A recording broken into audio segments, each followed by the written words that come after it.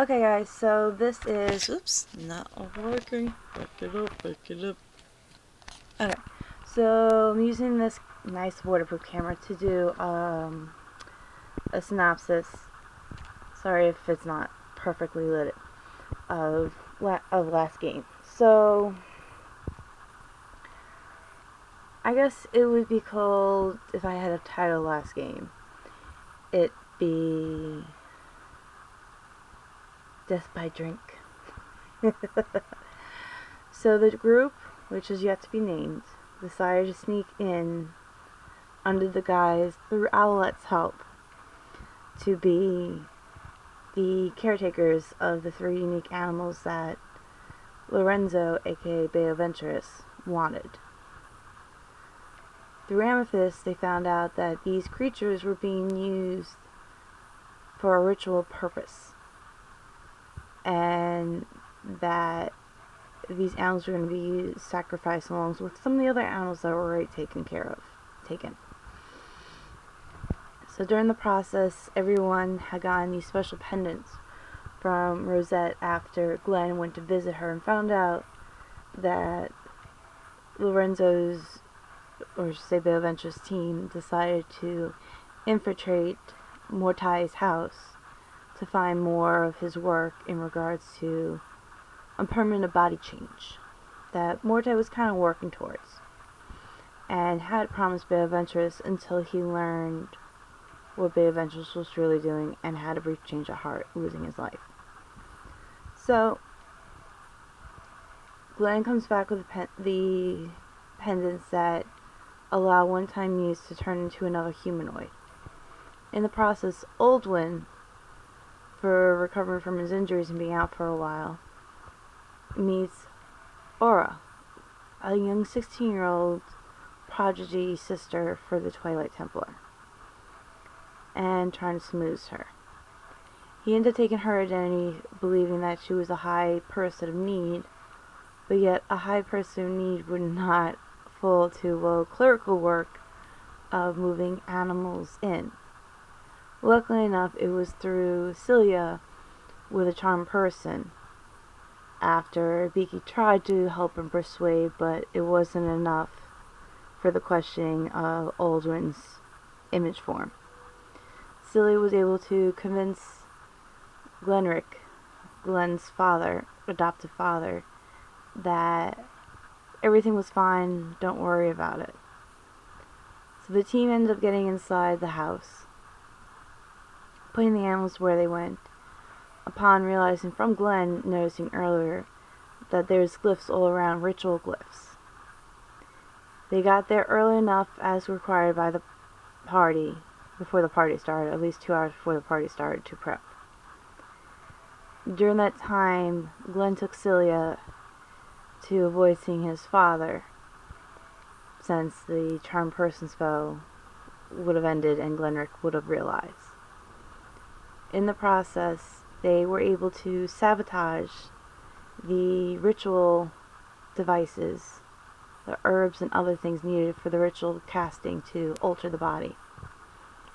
They found out one special guest was Era, the demigod, child of Nim, who took a body of a young 8-year-old elf boy. As small as this kid was, had a high mind of an older body.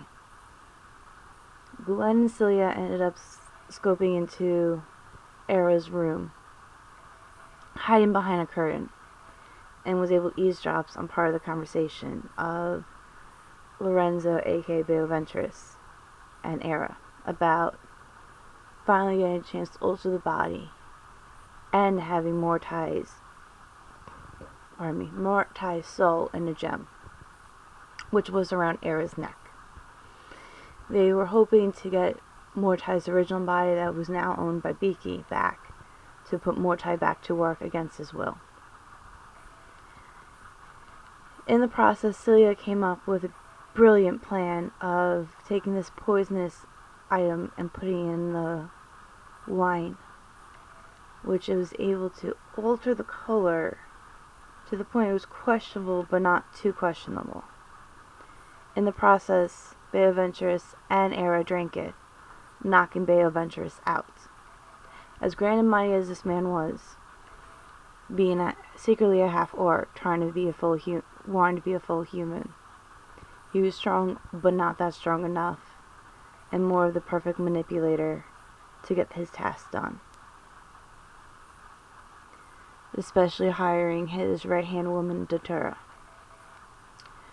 who had pleasure in torturing people and getting orgasmic arise from their blood touching her body. So, in the process, a surprise round happened, with Celia and Glenn attacking Era, with Era not being able to have much to defend against. After killing Era and taking the gem, Glenn unloaded the gun that he received from Bucky into Beoventress. Permakill, as I would say. The two snuck out while the rest of the party was trying to watch what few people were coming in and keep an eye on the animals. Glenn let the party know that it was done to get the fuck out and used a bomb in order to cover their tracks and create a bigger diversion. Around the same time, a bomb was going off at the ports, thanks to Sunny help with everyone else, and learning that the Hunters Guild had assisted in this, along with the Hunters Guild assisting in destroying the storage house also owned by Beoventress. As everything started falling apart in Lorenzo's house, the creatures were transported back to a safe haven that between Owlette and Ambrielle had set up to guarantee these animals would not be used to sacrifice and to hide them somewhere else in the world, safe away to another part of the guild. The team trekked back to the basement, where they found out one of the people on the guest list, Great Lady Neva, was actually a spy for the Rising Dawn. Sorry, brain farted. Which was a team under King Latyrus, who wanted justice, a secret society run by a king from another country to keep checks and balances from those from overdoing things. And she was slowly working her way on the inners to become part of the trust team of Beoventress and Era when she found out. In the process, an old adventurer, Jevel, body was found, unconscious and dead, where Lady Neva put the soul gem, into the body and brought Mordecai back, questioning him for his crime. Bucky learned that this was the man responsible for doing experiments in his town and causing him to bring out his elemental magic. At this time, Mordecai is being questioned and is going to be held accountable and brought back to the Rising Dawn. This is where we have ended our adventure from last time. Now, my adventurers, beware. There is a woman who loved her master for the freedom she was given, and hell has no fury like a woman's wrath. So I warn you, that seems to be one person who seems to be out to get you. Where will it happen? You will find out this Saturday.